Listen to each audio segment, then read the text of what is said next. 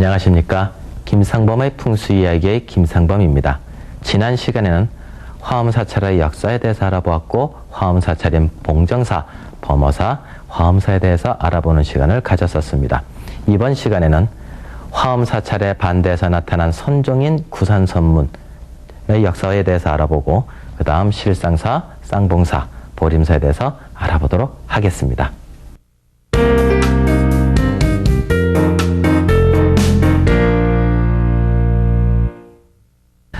선종사찰이다. 여기서 선종이라고 하는 것은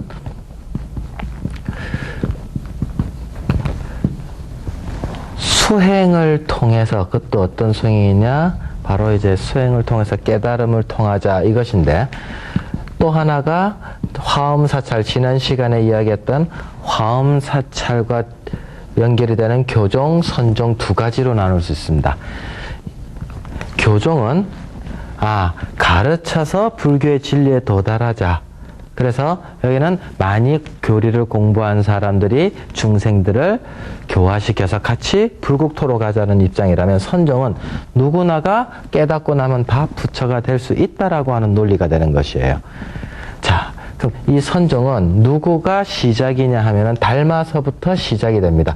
우리 달마대사 많이 들어보셨죠? 그래서 1대가 달마대사, 그 다음에 2대가 해가, 3대가 승찬사, 도시 뭐 이렇게 쭉쭉쭉 나가다가 6대가 되니까는 이제 해능이라고 하는 사람이 나옵니다. 이렇게 육조 해능이라고 하는 사람이 이제 조계산에서 이제 널리 포교 활동을 하는데, 이 사람들이 이제 시대가 몇 대쯤 더 내려가니까 이 시대가 지금 당나라예요. 이렇게 신라에서, 통일신라 때죠. 통일신라에서 교종인 화엄종이 귀족불교로서, 왕실불교로서 통일신라를 이끌어 오다가 그것이 나중에 강력한 집권제재를 형성을 하게 되고, 또한 지방 호족들을 억압하게 되면서 대중들의 신임을 잃게 됩니다. 그래서 그럼 이 화엄종이 뭔가 문제가 있다. 그럼 또 다른 방법이 없을까 해가지고 신라에 있는 승려들이 당나라로 이제 들어가요. 그래서 그걸 입당승이라고 합니다. 입당승이라고 하는데, 입당승들이 당나라로 들어갔다가 무엇을 배워갖고 오느냐? 화엄종에 반대되는 이 선종을 배워갖고 들어오고, 거기에 뭘 또 하나 플러스 배워갖고 오느냐면 풍수 이론 중에서 형세론이라고 하는 이론을 같이 배워갖고 들어옵니다. 자, 여기서 형세론이 뭐라고 했습니까? 산줄기가 어떻고 그 다음 물줄기가 어때서 이렇게 좋은 터가 만들어진다 라고 하는 것이 형세론이에요. 형세론은 간영법, 장풍법, 득수법, 정열법 이렇게 있다 그랬죠. 우리나라에서는 형국론만 있었는데 중국에서 이제 형세론이 들어오면서 이제 더욱더 이제 좋은 명당터를 찾게 되는 거예요. 근데 여기에 화엄종이 자꾸자꾸 문제들이 생기니까 이거에 대해서 반발 세력이 생긴 것이 이 선종사찰들이에요. 그런 이 선종사찰들의 대표적인 절들을 우리는 총 뭐라 그런다? 그걸 구산선문이라고 이야기를 합니다. 구산선문.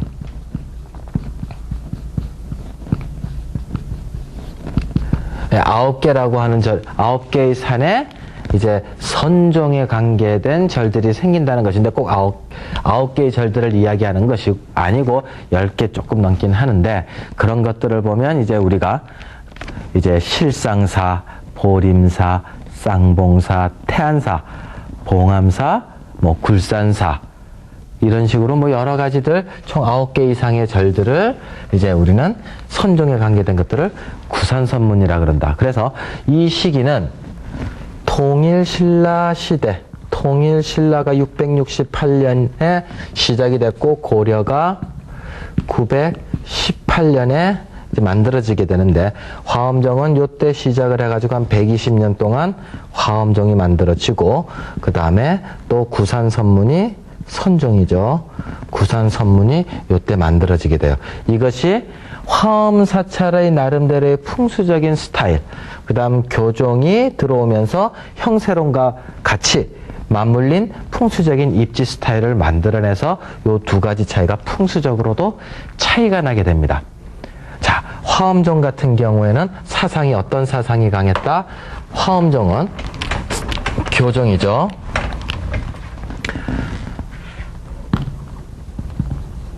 화엄종은 왕즉불 사상이 강했다. 왕이 곧 부처다라는 사상을 갖고 있었고, 선종은 심즉불의 사고방식을 갖고 있었다. 여기서 왕이 곧 부처다, 그러니까는 위아래가 있다, 너희들은 잘 따라오너라. 그래서 여기는 중앙집권을 만들 수가 있었고요. 정교일치가 되는 거예요. 그 다음 심즉불에서는 왕만 부처가 아니고 마음을 닦으면 누구나 다 부처가 된다라고 했으니까는 개개인이 다 부처가 될 수 있다. 그럼 지방 호족들이 세력을 만들면서 신라에게 반발을 하기 시작을 하는 거예요. 그래서 지방 호족의 세력과 같이 더불어서 만들어진 이 선종인 거예요. 자, 그러면 이것이 나중에 화엄종에서는 왕과 부처다, 권위가 따르는 거예요. 그래서 제일 큰 건물이 뭐가 됩니까? 불상이 되죠. 대웅전이 있는 불상이 돼요. 그리고 선종에서는 누구나가 다 부처가 될 수 있다. 그럼 다 깨닫고 나면 부처가 된다. 그래서 여기서는 그 깨달은 자가, 다시 말해서 큰 스님들이 구산선문을 다 문을 여셨던 계산조들이 들어간 부도가 여기서는 혈자리로 들어가는 경우가 허다하게 드러납니다. 그래서 내가 화엄 사찰에 갔느냐, 선종 구산선문 사찰에 갔느냐에 따라서 혈자리가 대웅전 불상이 있는 곳이냐, 안 그러면은 선종 스님들이 있는 부도가 되는 것이냐를 구분을 하셔서 보시면 풍수적인 안목도 넓어진다 하겠습니다.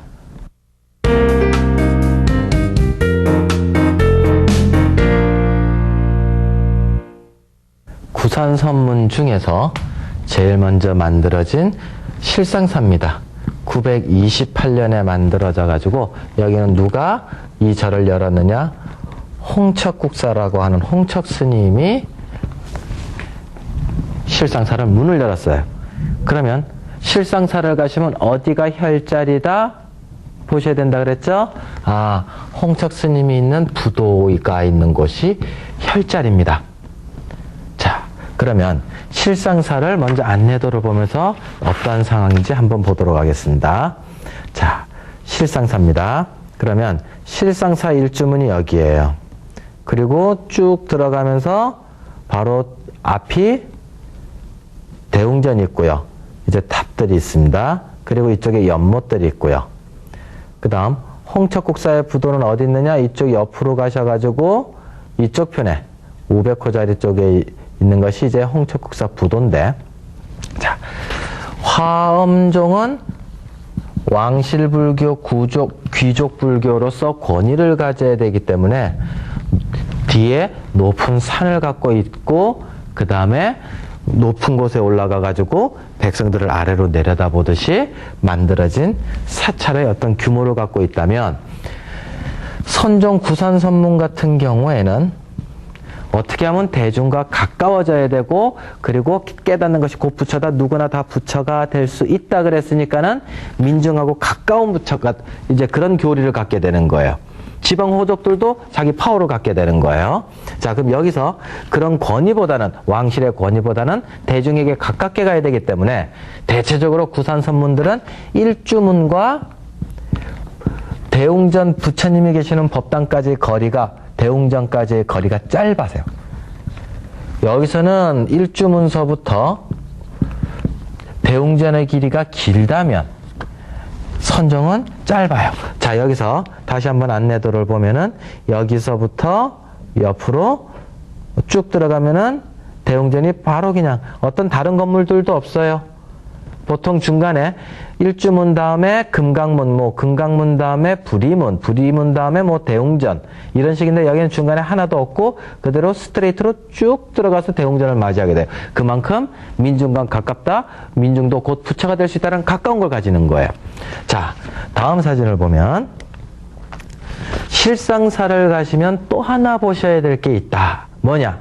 지금 대문에서 얘가 대웅전입니다. 그리고 얘가 일주문입니다. 들어가는 문입니다. 이게 가깝다 그랬죠. 탑이 여기 두 개가 있고요. 그랬을 때 이 자리에서 바깥을 내다보면은 여기에 뭐가 보이느냐 하면은 지리산이 보여요. 보통 이제 화엄종 같은 경우에는 반드시 뒷산을 큰 것을 갖고 있어서 뒷산의 권위를 나타내고 왕이 앉았다, 왕이 곧 부처다 라고 이야기를 했다면 앞산에다가 큰 산을 두어서 실상사 같은 경우에는 누구나가 모든 백성도 그 다음 왕 아닌 다른 사람들도 대문 바깥에 있는 다른 왕 아닌 다른 사람들도 다 부처가 될 수 있다라고 해서 지금 실상사 같은 규모는 앞에 지리산을 그대로 두고 있는 거예요. 일주문 바깥으로 능선이 봉우리가 하나 둘 셋들 있죠. 여기 지금 지리산 천왕봉 봉우리들 주변 건물 봉우리들이에요. 그래서 날씨 좋은 날 실상사를 가시면 반드시 안쪽에서 바깥쪽 일주문 바깥을 향해서 지리산 천왕봉을 볼 수 있으면 그것이 곧 풍수적인 관점에서 천왕봉을 보는 것이다. 그렇게 보시면 됩니다. 다음 이 자리가 이제 500호짜리에 있는 홍척국사의 부도가 이것입니다. 그러면 홍척국사가 혈자리다 했습니다. 그러면 여기에 뒤에 뭐가 반드시 있어야 되죠? 형세론을 갖고 들어온 세형혈 태식익육이라고 하는 그런 중국의 당나라의 형세론을 갖고 들어온 홍척국사니까 뒤에 뭐가 있어야 된다? 태식익육이 있어야 된다. 요 뒷부분 담장 밑에 불룩 소순 부분 여기서부터 이렇게 불룩 소순 부분 이것이 잉이에요. 그래서 잉 앞에 부도 혈자리가 된다라고 보는 것입니다. 자, 그러면 이 실상사는 형국론적으로는 그러면 또 어떠한 형태에 있느냐 하면 지리산에서 한 줄기가 크게 뻗어 내려와 가지고 돌면서 나지막한 곳에 거의 평지에 가깝습니다. 평지에 꽃이 하나 떠 있는 것 같다 해서 큰 산을 뭐로 본다? 나무로 보는 거예요. 큰 산을 나무로 보고 지리산을 나무로 보고 한 바퀴 돌아서 가지 끝에서 한 송이 꽃이 피었다. 그것을 연화부수형, 여기서는 실상사는 연화부수형이 됩니다.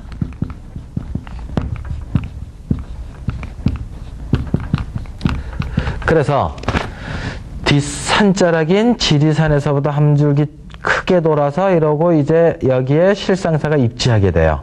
그러면 연꽃이 물에 떠 있는 형국이니까는 그 안에 절에는 무엇이 있어야 된다? 아, 대웅전 앞에 일주문 들어가자마자 바로 앞에 연못이 있습니다.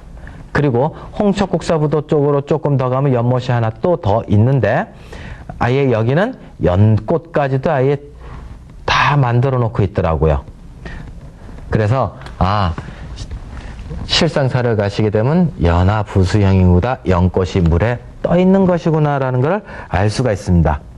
그리고 실상사 바로 옆으로 개천이 흘러가는데 이 개천이 여기가 실상사예요. 여기가 실상사인데 실상사 바로 옆으로 뭐가 흘러간다? 개천이 일직선으로 쭉 흘러갑니다. 물줄기 흘러나가는 것은 직선이 좋다, 곡선이 좋다. 굽이굽이 물은 천천히 흘러나가는 것이 좋고 직선으로 빠져나가는 것은 기운을 모으지 못한다고 해서 나쁘다 했습니다. 그랬을 때 실상사의 흠은 또 하나 뭐가 있다? 직류수로 흐르는 흠이 있으므로 이 직류수 흐르는 게 나쁨으로 여기에다가 돌장승을 4개를 세워서 브레이크 시스템을 만든 거예요. 이것은 왕릉에 가도 망주석이라는 게 서 있고 그 다음에 마을 어귀에는 천하대장군, 지하여장군이라고 해서 두 개를 나무를 이제 거꾸로 박아 놓죠. 이거 박아 놓는 건 뭐다? 마을에서는 안에 있는 좋은 기운이 빠져나가지 말고 밖에 있는 나쁜 기운이 들어오지 말아라 해서 이제 천하대장군, 지하여장군 장승을 세워 놓는단 말입니다. 실상사에서는 물줄기가 빠져나가는 것을 더디게 빠져나가게끔 하려고 돌장승들을 만들어 놓습니다. 자, 여기 돌장승이 이제 하나는 어디로 간지 없고요. 3개가 남아있는 상황이에요. 또 여기에서도 실상사에도 보면 곡선이 좋다 그랬습니다. 그래서 건축물들이 삐뚤삐뚤하다 그랬죠. 실상사의 탑이 앞에 2개가 있는데 이 탑도 2개를 옆에서 이러고 보면은 한쪽이 기울어져 있는 거예요. 각도가 하나가 틀어져 있는 거예요.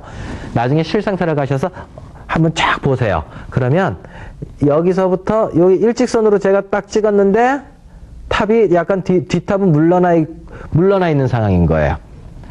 절들마다 다니시면서 탑이 이렇게 삐뚤삐뚤하게 돼 있는 거, 건축물들이 각을 조금씩 틀고 있는 거, 이런 것들 한번 보시면은 사찰도 좀 더 흥미롭다 하겠습니다.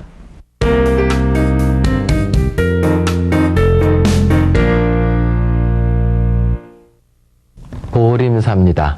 전라남도 장흥군에 있는 보림사인데, 보림사는 759년에 원표 스님이라고 하는 분이 세우셨고요. 그 다음에 860년에 보조국사가 또 이 자리에다가 짓게 됩니다. 자, 그러면 759년이면은 이때는 화엄사찰이에요. 그 다음 860년에 보조국사는 체징은 여기는 선종사찰이에요. 그래서 보림사를 가시면 풍수적으로 대웅전은 화엄사찰의 스타일에 맞게끔 풍수적인 지리적인 입장으로 들어가 있고요. 그 다음 대적광전은 중국에서 들어온 형세론 입각에 마주해가지고 이제 맞춰져가지고 대적광전이 들어가 있는 거예요. 그래서 보림사를 가시면 무엇을 같이 보신다? 규모가 하나는 대웅전이요, 둘 다 대적광전, 둘 다 큰 규모단 말이에요. 1등 건물 중에서 1등짜리 건물들이단 말입니다. 이게 2개가 있는 거예요. 그럼 이거는 어떻게 화엄사찰에 맞게끔 들어갔고, 그 다음 선종사찰은 대적광전을 짓게 만들었다는 거예요. 요 2가지를 보시면서 비교를 하시면 보림사에서도 풍수적으로 볼 게 많다.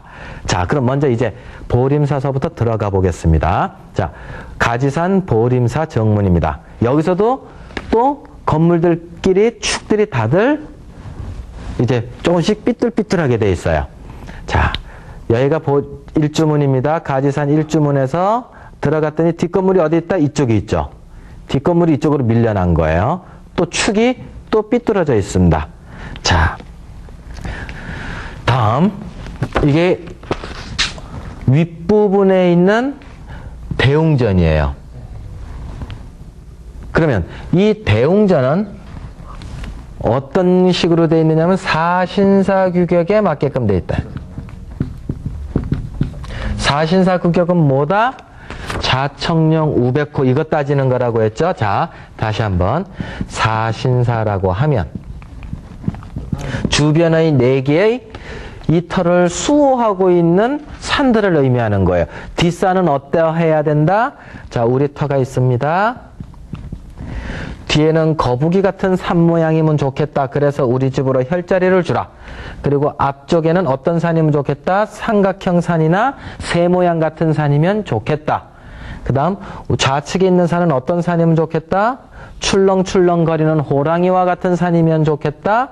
그 다음 우측에 있는 우백호산은 어떤 산이면 좋다? 쭉 늘어져 있는 듯한 산이면 좋겠다. 이렇게 보는 거예요. 이게 이제 사신사 개념으로 보는 것인데, 이 대웅전 입장에서 보면 뒷산이 어떻다? 이제 사진을 봅니다. 뒷산이 동그랗지는 않지만 그래도 기본적으로 유순하게끔 뒤쪽에서 모양새를 갖추고 있어요. 이게 이제 대웅전이거든요. 대웅전 뒷산입니다. 그 다음 앞산을 한번 보겠습니다. 앞산은 이 새가 날라 들어오는 듯한 모양을 가져라. 이게 봉우리가 하나일 수도 있고 뭐 두 개일 수도 있고 세 개일 수도 있지만 그 모양이 새와 같아라. 이 앞쪽 산을 보면 이게 몸통이고요. 이쪽이 날개고 이쪽이 날개로 봐서 아, 새가 마당 쪽으로 대웅전 쪽으로 날아오는 듯한 것을 볼 수가 있다. 그 다음 자청룡 쪽을 한번 봅니다. 이쪽에는 용이 꿈틀거리듯이 산 모양새가 있는가. 자, 여기에서 보면은 자청룡입니다. 자청룡이 여기가 꿈틀 능선들이 여기가 꿈틀 아래로 이제 치면서 옆으로 쭉 가고 있어요. 이게 자청룡산에 맞게끔 되어 있어요. 그 다음 우백호는 어떻게 되어 있느냐. 우백호는 호랑이가 가만히 누워 있어야 되는 모양의 산이니까는 능선이 쑥 수그려고 있어야 되거든요. 여기서부터 능선이 어떻다? 쭉 수그리고 있는 거예요. 일직선으로. 그래서 아, 화엄사찰의 기본적인 부분, 이 사신사가 갖추어진 상황에서 이 대웅전은 만들어졌다. 근데 그 다음에 이제 100년이 지나가지고 보조국사 채징이, 이 보조국사는 이제 누구의 제자냐면은 이제 도의국사, 그 다음 염거화상, 세 번째로 이제 보조국사 채징이 이제 본맥을 이어받게 되는데, 이 사람이 여기에 들어와가지고 이제 형세론을 앓은 거예요. 중국에 들어온 땅기운, 산기운 내려오는 걸 이제 세형혈, 태식익육을 또 제대로 앓은 거예요. 그래서 이 대적광전을 옆에다 짓는 거예요. 대적광전을 어디다 짓느냐? 지금 먼저 있던 대웅전이 이쪽에다가 이제 바라보고 있었죠? 그러면 지금 저 대적광전은 이 우백호 산줄기에 따라서 이쪽에다가 지어요. 그래서 이쪽을 바라봅니다. 그래서 땅 기운이 뒤에서 어떻게 들어오는가가 더 중요한 형세론에 치중하다 보니까는 이 산줄기를 따라서 각도를 비틀고 이쪽으로 냅니다. 그럼 일주문이 아까 어디 있었느냐? 일주문이 여기 있었거든요. 그리고 이 앞에 있어야 될 이 대웅전을 기준으로 탑들이 이 앞에 있었었는데 860년 이후에 이 탑들을 어디로 갖고 온다? 이쪽으로 갖고 오는 거예요.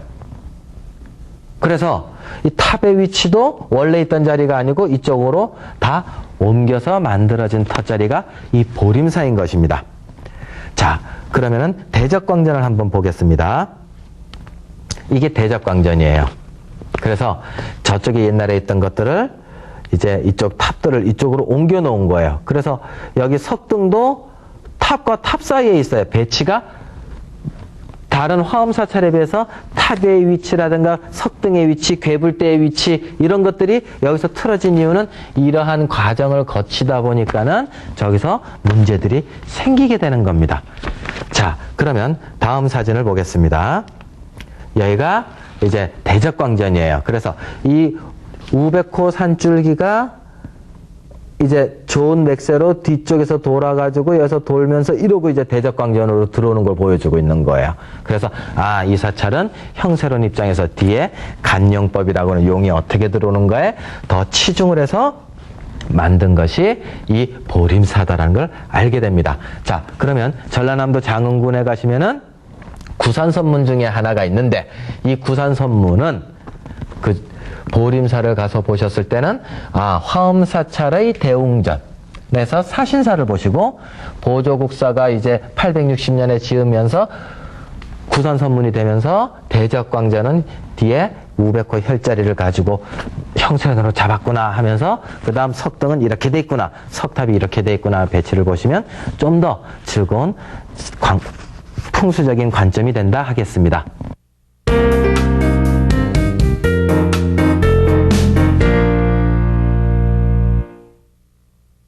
좀 전에 말씀드렸던 보림사까지 가셨다면 바로 그 옆에 있는 쌍봉사까지 같이 다녀오십시오. 자, 이 쌍봉사 역시 구산선문 중에 하나입니다.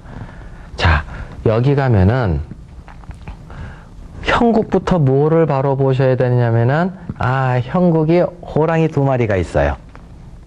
한 마리가 이제 맹호 수유형이고요. 맹호가 젖을 주고 있는 맹호 수유형이고요. 그리고 앞산을 보면은 하나는 맹호 출림형입니다. 맹호가 숲에서 나오고 있다.